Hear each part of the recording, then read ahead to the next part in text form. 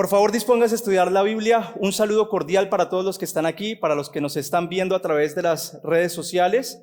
Usted recuerda que hace 8 días empezamos con nuestra nueva serie, El Reino Venidero, y que el texto que hemos usado como base y que nos va a servir como base para toda la serie es el Evangelio de Marcos. Ese es el texto que vamos a estar estudiando. Y hoy vamos a continuar con el estudio de los siguientes versículos. Hace 8 días entendíamos que el reino de Dios sí fue establecido en la tierra y que para yo hacerme llamar cristiano, hijo de Dios o que pertenezco a ese reino que fue establecido, entonces mi vida debe caminar conforme a las ordenanzas o a las instrucciones que establece el reino. De lo contrario, yo no podría hacerme llamar perteneciente a ese reino de Dios. Y ahí en su Biblia, por favor, acompáñenme en Marcos capítulo 1. Vamos a encontrarnos con un acontecimiento muy importante de la vida de nuestro Señor Jesucristo. Diría yo que este suceso que vamos a estudiar hoy está casi que a la misma altura del sacrificio de Cristo en la cruz, o casi que a la misma altura de la resurrección de nuestro Señor Jesucristo. Es un evento muy importante en el cual ocurre una reunión que solo va a ocurrir 3 veces en toda la historia del universo. En su Biblia, por favor, acompáñenme a Marcos capítulo 1 y vamos a leer del versículo 9 hasta el 11. En la proyección usted lo va a encontrar. Dice la Biblia: Aconteció en aquellos días que Jesús vino de Nazaret de Galilea y fue bautizado por Juan en el Jordán. Y luego, cuando subía del agua, vio abrirse los cielos y al Espíritu como paloma que descendía sobre él. Y vino una voz de los cielos que decía: Tú eres mi Hijo amado, en ti tengo complacencia. Acompáñeme a orar por un momento. Padre glorioso, estamos hoy aquí reunidos con el único objetivo de adorarte, de exaltarte. Estamos reunidos como tus hijos para estudiar tu santa palabra. A mí ayúdame, Padre, por favor, a exponer el Evangelio lo más puro posible. Y a los hermanos que están aquí presentes, que sus emociones, sus mentes estén enfocadas únicamente en darte la gloria y la honra a ti. En tus manos quedamos, Padre. En el nombre de Jesús, amén. Bien, el título de la enseñanza de hoy es El símbolo del reino. Y a modo de contexto, quiero contarles que el Evangelio de Marcos fue escrito por Marcos, claramente, y ese Marcos nos lo encontramos también en Hechos de los Apóstoles. Allí en Hechos aparece con el nombre de Juan Marcos y resulta que es un amigo íntimo del apóstol Pedro. Han compartido bastante tiempo. Juan Marcos también ha viajado con el apóstol Pablo y es primo de Bernabé. Y de acuerdo con los escritores del primer siglo, Juan Marcos es como una especie de secretario privado del apóstol Pedro. Es decir, cuando Pedro quería escribir una carta o redactar un sermón, acudía a Juan Marcos para que plasmara en el papel las ideas de Pedro. Entonces, algunos estudiosos de la Biblia han dicho que el Evangelio de Marcos es la transcripción de los eventos que el apóstol Pedro vivió con nuestro Señor Jesucristo. Eso hace que el texto que estamos estudiando entonces tenga un valor adicional porque Pedro era de los amigos más íntimos de Jesús. Él estuvo presente en la mayoría de los acontecimientos de la vida de nuestro Señor. Claramente, toda la Biblia y toda la Escritura están inspiradas por el Espíritu Santo. Y sabemos que Él es el autor original de toda la Biblia. Pero es muy interesante saber que el Evangelio de Marcos está ayudado o ha encontrado soporte en las experiencias que Pedro tuvo con Jesús. Y entonces, para entender mucho mejor todo lo que vamos a estar estudiando durante estos meses, tenemos que entender qué había en la mente de Pedro en el momento en que él se enteró que el Señor Jesucristo se estaba bautizando. Pedro era un judío y como buen judío él había leído el Antiguo Testamento. Él sabía de los profetas como Daniel, como Zacarías, como Isaías y como Jeremías. Y Pedro junto a toda la nación judía esperaban, de acuerdo a esas profecías, unos acontecimientos previos a la llegada del Señor Jesucristo, a la llegada del Mesías, a la llegada del Hijo de Dios prometido desde Génesis capítulo 3. Entonces, los judíos esperaban 4 grandes acontecimientos previos a la llegada de nuestro Señor. El primero de esos acontecimientos era un periodo de gran tribulación para la nación judía. Seguido de eso vendría el heraldo del rey. El heraldo era alguien que se enviaba delante del rey para anunciar que el rey se acercaba. Entonces la gente se preparaba y alistaba todo porque el rey se acercaba. Seguido del heraldo del rey vendría el Mesías, el Hijo de Dios esperado. Y después ese Hijo de Dios establecería el reino terrenal aquí en la tierra. Eso era lo que esperaba Pedro, eso era lo que esperaban los judíos. En cuanto al primer acontecimiento, que es la gran tribulación, realmente va a ser muy fácil ubicar a la nación judía en cualquiera del periodo del tiempo bíblico en un periodo de gran tribulación. Ahí es donde siempre los hemos encontrado. Cuando Jesús vino a la tierra, ellos estaban de esclavos de los romanos, ya habían pasado por manos de los griegos, habían estado de esclavos con los persas y también de los babilonios.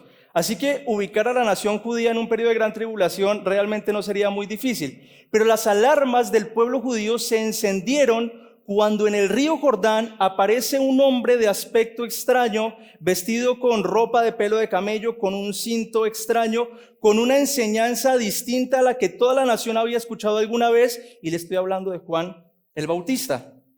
Resulta que el último profeta del Antiguo Testamento es Malaquías, y él escribe en el 4º capítulo al final que Dios enviaría al profeta Elías para preparar el camino del Señor. Sería el heraldo, Elías sería el heraldo, y él volvería el corazón de los padres hacia los hijos y de los hijos hacia los padres. Y Juan el Bautista está predicando exactamente en el mismo lugar en el que Elías, el profeta del Antiguo Testamento, fue llevado en un torbellino al cielo. Entonces la gente judía está asombrada y maravillada porque Juan el Bautista se parece mucho a Elías y ellos están esperando al heraldo del rey que tendría que ser como Elías. Así que al parecer el segundo gran acontecimiento ya está presente en la nación judía.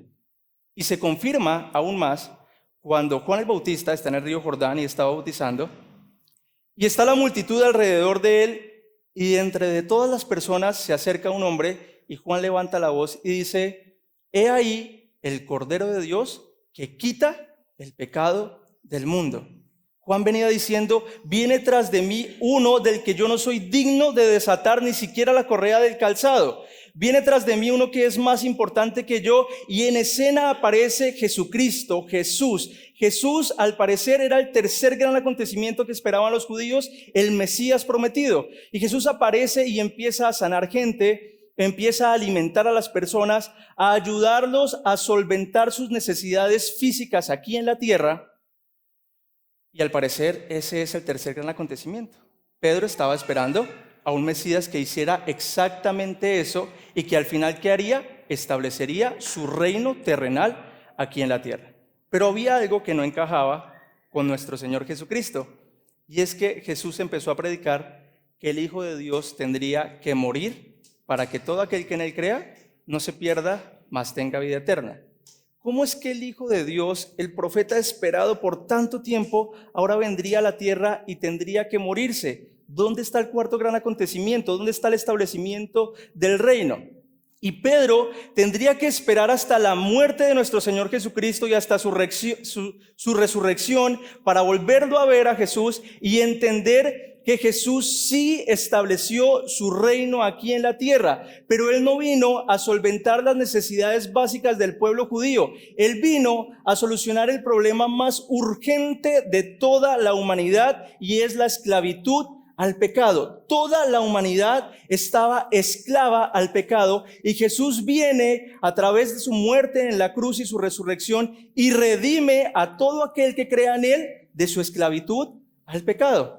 Entonces Jesús sí estableció su reino, y en el momento en que lo establece es en el bautismo de Él. Y yo le voy a mostrar por la Biblia por qué el bautismo de nuestro Señor Jesucristo simboliza la instauración del reino esperado por los judíos. Jesús cumplió al pie de la letra todas las profecías del Antiguo Testamento. Por favor, escriba como primer punto de esta enseñanza: el bautismo de Jesús es símbolo de la inauguración del reino de Dios. A su celular le llegó el bosquejo para los que lo estén apuntando. El bautismo de Jesús es símbolo de la inauguración del reino. Lea nuevamente conmigo el texto de Marcos en el versículo 9 al 11. Aconteció en aquellos días que Jesús vino de Nazaret de Galilea y fue bautizado por Juan en el Jordán. Y luego, cuando subía del agua, vio abrirse los cielos y al Espíritu como paloma que descendía sobre él. Y vino una voz de los cielos que decía: tú eres mi Hijo amado, en ti tengo complacencia. Si usted se da cuenta, en este punto de la vida de Jesús hay una reunión que es quizá la reunión más importante que pueda haber en toda la historia del universo, y es que la Trinidad junta se estableció en ese punto en donde Jesús se estaba bautizando. Y esa reunión solo va a tener lugar 3 veces en toda la historia bíblica, y cada vez que se reúnen es tan importante que da inicio a un nuevo reino. La primera vez que ocurrió esa reunión fue en el principio de la creación. La Trinidad se reunió para llamar a existencia todo lo que existe. Usted recuerda lo que dice Génesis capítulo 1 en el versículo del 1 al 3. En el principio creó Dios los cielos y la tierra estaba desordenada y vacía, y las tinieblas estaban sobre la faz del abismo, y el Espíritu de Dios se movía sobre la faz de las aguas. Estaba el Padre y estaba el Espíritu Santo. Y más adelante, Juan, el apóstol de Jesús, nos va a confirmar en su evangelio que en ese momento también estaba Jesucristo. Él lo llama el Verbo. En el principio era el Verbo, y el Verbo era con Dios, y el Verbo era Dios. En el principio, en la formación del universo, la Trinidad estaba reunida creando absolutamente todas las cosas. El reino original fue obra de la Trinidad. ¿Y cómo funcionaba ese reino? Bueno, se caracterizaba porque el creador y la creación estaban en una armonía perfecta. ¿Por qué estaban en una armonía perfecta? Porque es que la creación estaba haciendo exactamente las cosas para las que fue creada.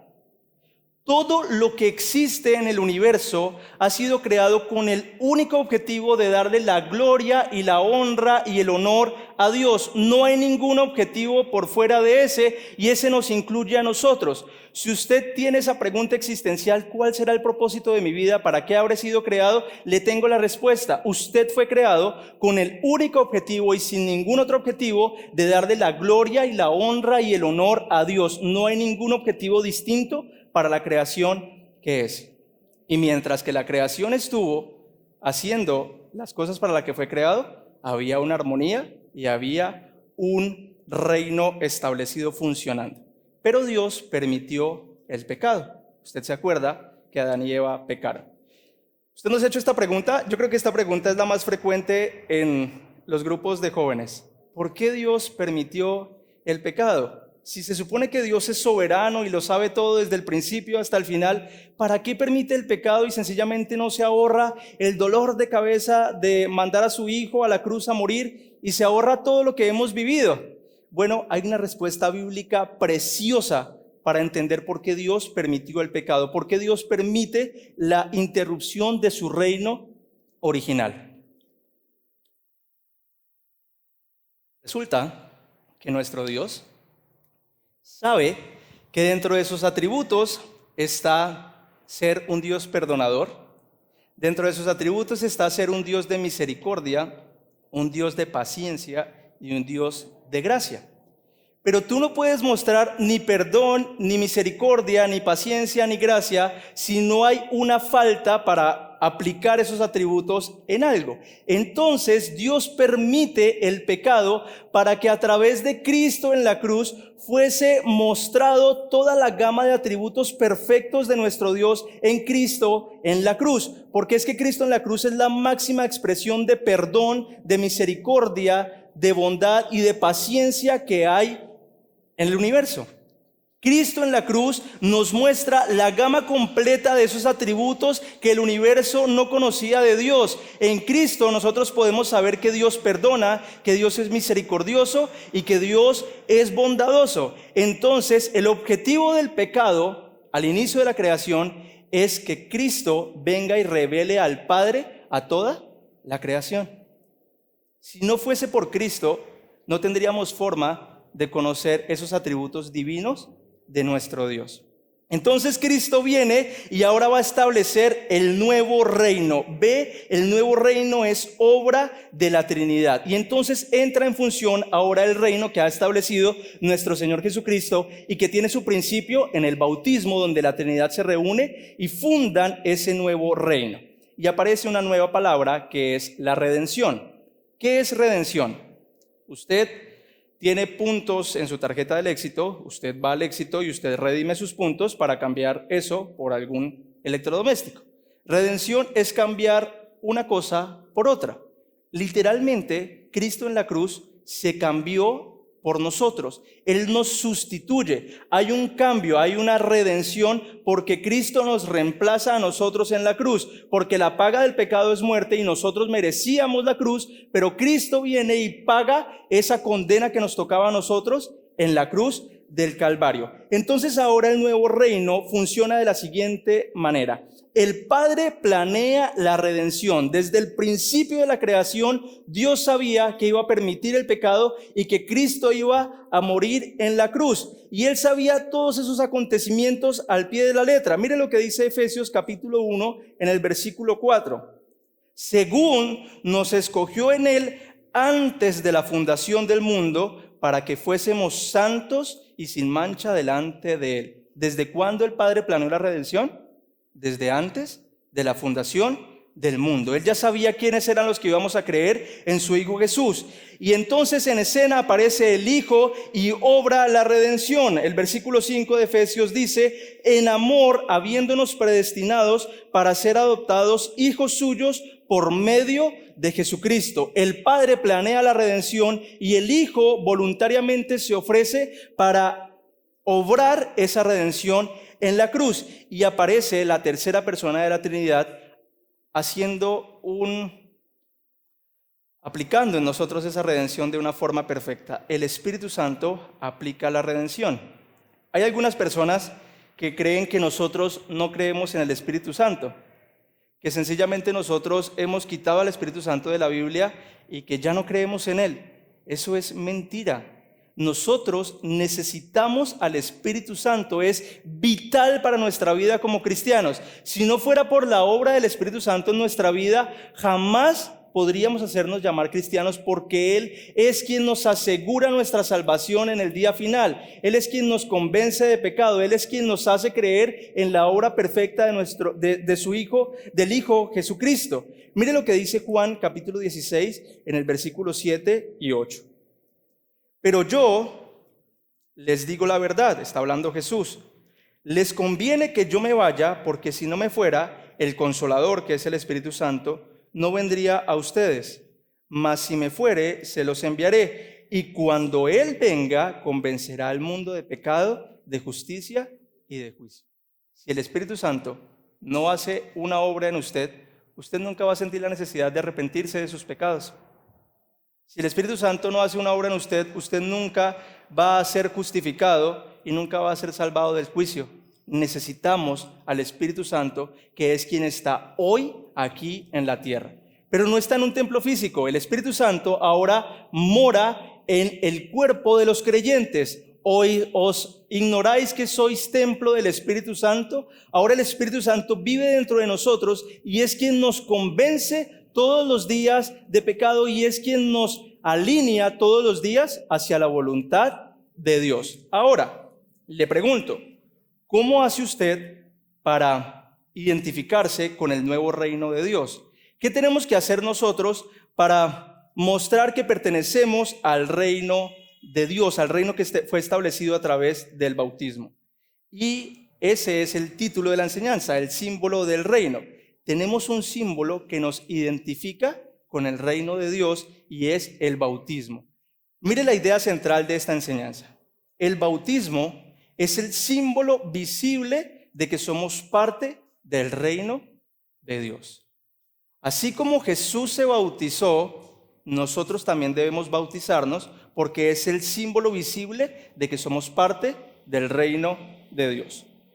Nuestra sociedad es muy dada a los símbolos. Los símbolos nos identifican y para las personas son importantes porque los hacen pertenecientes a algún grupo. Por ejemplo, yo le voy a mostrar unos símbolos y yo sé que usted apenas los vea va a entender lo que significa ese símbolo en alguna persona. Mire este. ¿Qué ve acá?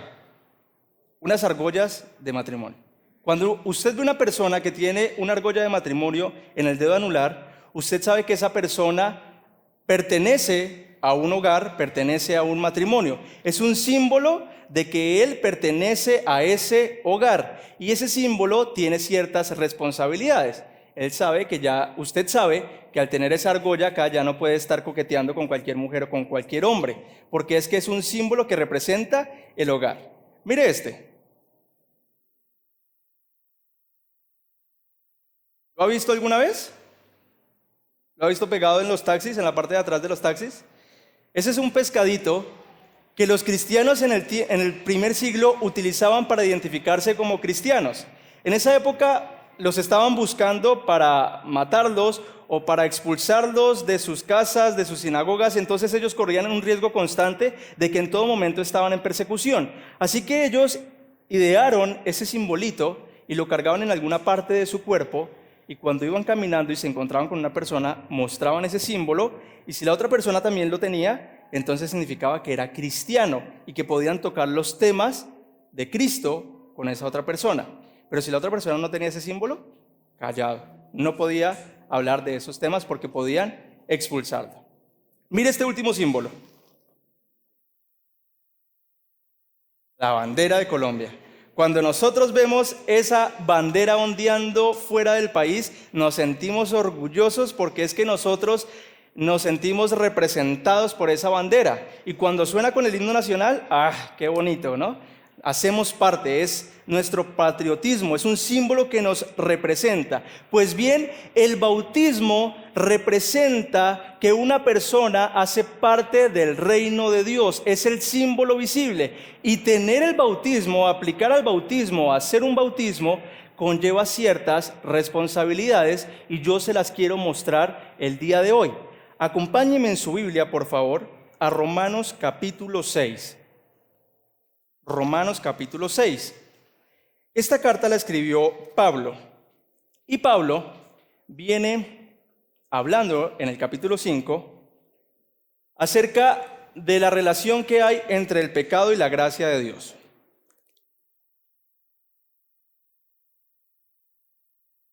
Si pudiéramos concluir el capítulo 5 de la carta a los Romanos, podríamos decir la siguiente frase que dijo Pablo: donde abundó el pecado, sobreabundó la gracia. ¿Eso qué quiere decir? Que donde hay mucho pecado, más amor hubo de parte de Dios para perdonar a esa persona. Esa es la conclusión del capítulo 5 de Pablo. Pero Pablo, mientras que escribía eso, yo sé que él estaba pensando que en algún momento alguien leería ese pasaje y diría: pues si donde abunda el pecado, sobreabunda la gracia de Dios, entonces pequemos y pequemos para que abunde la gracia de Dios. Y créalo o no, hay iglesias que hoy en día predican eso.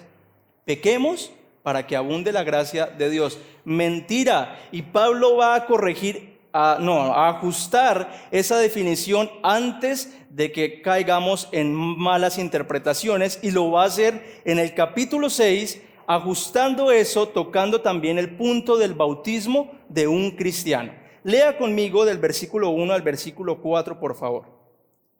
¿Qué pues diremos? ¿Perseveraremos en el pecado para que la gracia abunde?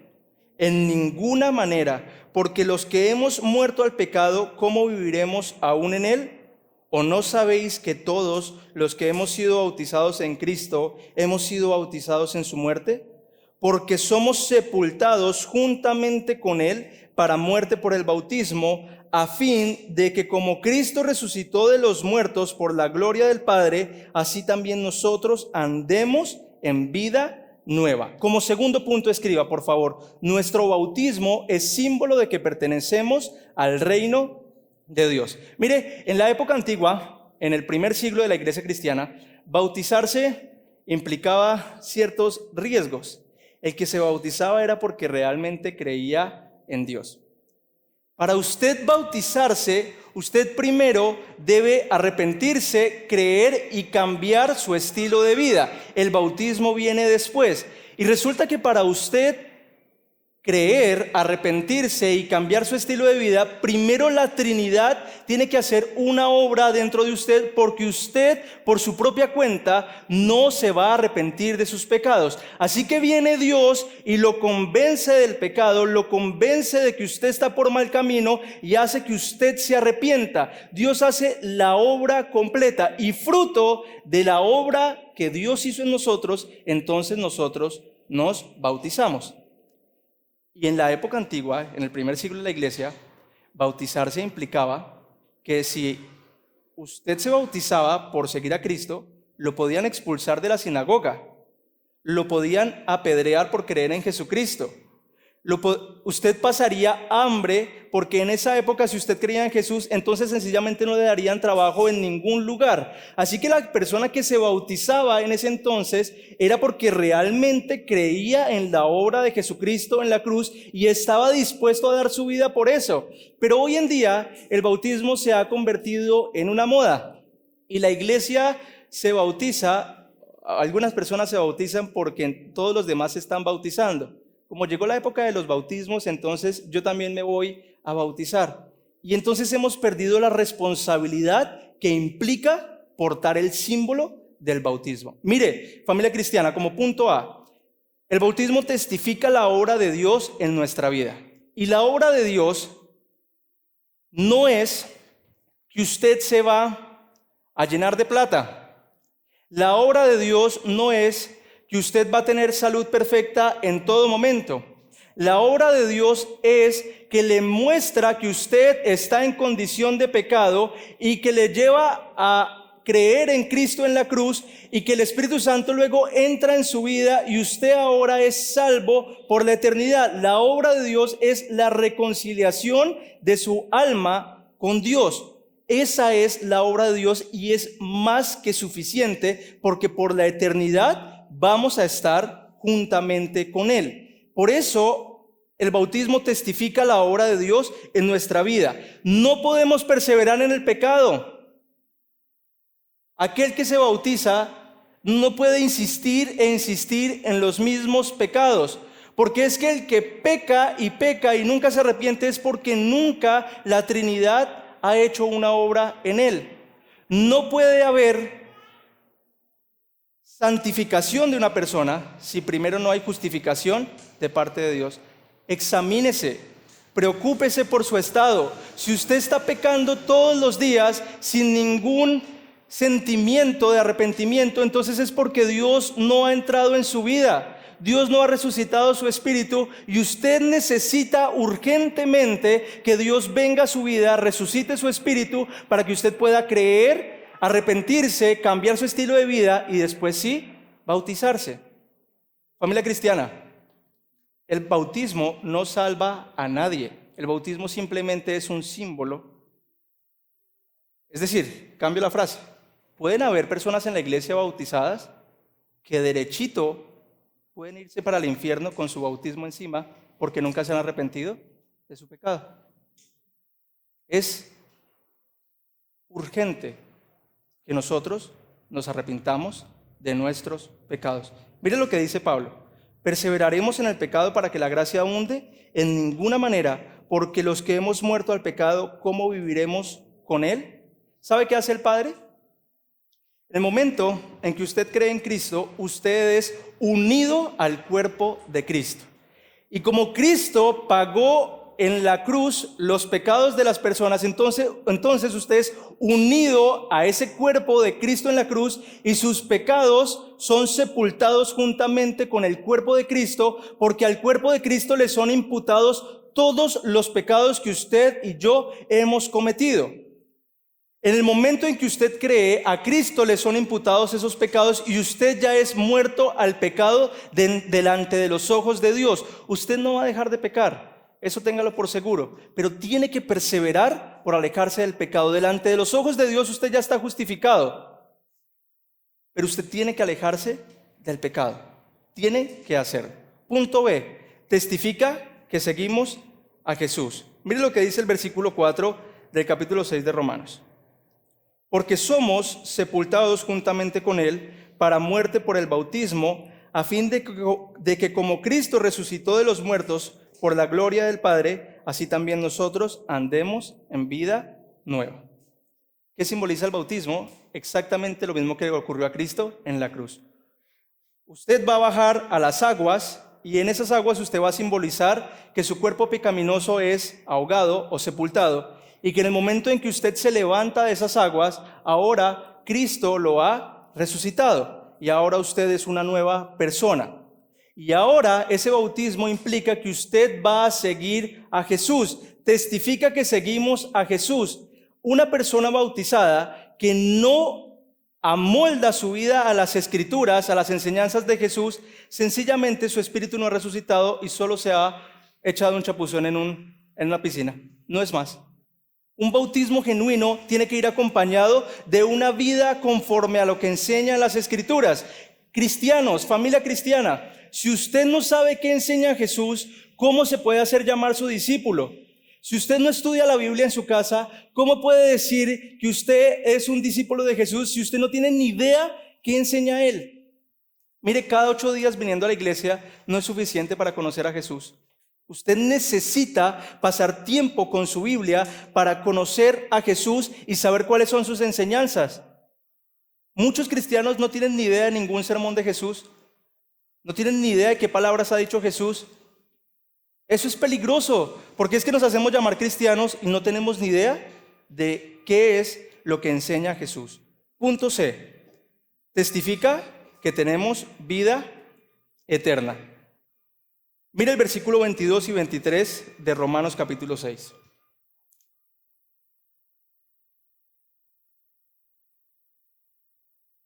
Dice la Biblia: mas ahora que habéis sido libertados del pecado y hechos siervos de Dios, tenéis por vuestro fruto la santificación y como fin la vida eterna, porque la paga del pecado es muerte, mas la dádiva de Dios es vida eterna en Cristo Jesús, Señor nuestro. El bautismo simboliza que ahora usted es eterno, que su espíritu ha resucitado y que tiene parte en el cielo con nuestro Dios. ¿Cuántos de ustedes quieren una vida eterna en el cielo? Yo sé que absolutamente todos. ¿Cuántos de ustedes quieren alejarse del pecado y seguir la vida conforme a la Escritura nos lo pide? Ahí sí más de uno se echa para atrás. Familia cristiana, yo le animo a que si usted ya es bautizado, si ya ha pasado por ese proceso, recuerde la responsabilidad que usted tiene en cuanto a ese símbolo. Si usted no ha sido bautizado y quiere hacerlo, yo le animo a que primero calcule en su mente lo que implica seguir a Cristo. Jesús dijo un día: lo que cuesta seguirme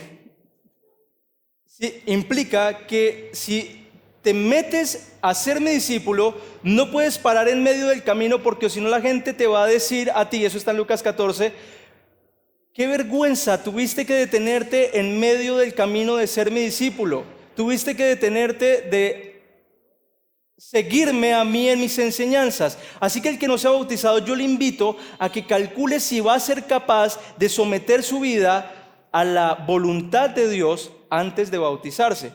Porque es que ese es otro problema que tenemos. Algunos cristianos van por la vida diciendo que son cristianos, pero su testimonio de vida es totalmente distinto al de las Escrituras. Y eso le ha hecho mucho daño a la iglesia. Le animo a que se bautice. Seguir la vida cristiana es la cosa más difícil que usted va a hacer en su vida, pero tiene la recompensa más grande y mejor, y es una eternidad con el Padre en el cielo. Dentro de poco acá en la iglesia vamos a tener bautismos. Le animo a que si usted no se ha bautizado, hable con el pastor o con alguno de los líderes para inscribirse en el curso previo al bautismo, porque usted debe entender algunas cuestiones de doctrina antes de llegar al punto de bautizarse. Póngase en pie, por favor, y acompáñeme a orar en este momento. Padre eterno, te pido que por favor nos ayudes a mantenernos fieles a tus enseñanzas. Como hijos tuyos, Señor, ayúdanos a alejarnos del pecado. Te pido que todos los días tu precioso Espíritu Santo nos ayude a convencernos de lo horripilante que es el pecado delante de ti, Señor. Si ya nos hemos bautizado, Padre, te pido que nos ayudes a entender lo que significa tener ese símbolo en nuestra vida. Te pido que nos ayudes a mostrar un testimonio adecuado de que tú nos has redimido. No nos dejes morir en nuestros pecados, Señor. Ten misericordia de nosotros, por favor. Ten misericordia de estos tus hijos que están acá. No nos dejes perdernos, no nos dejes irnos en nuestras propias malas decisiones, Señor. Ayúdanos todos los días de nuestra vida a ser cada vez como tu Hijo Jesús, porque eso es lo que simboliza el bautismo, que vamos a ser cada vez más como tu Hijo Jesús. Pedimos esto en el nombre de Jesús. Amén y amén.